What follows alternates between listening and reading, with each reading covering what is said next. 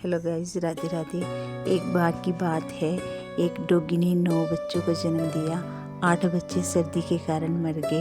एक ही डॉगी बची। मैंने इनकी बहुत सेवा की और मैंने वहाँ कॉलोनी से जॉब छोड़ दी।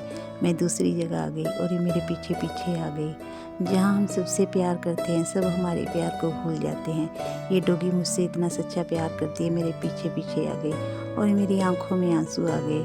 और गाइस, वीडियो अच्छी लगी तो लाइक और सब्सक्राइब कर देना। राधे राधे।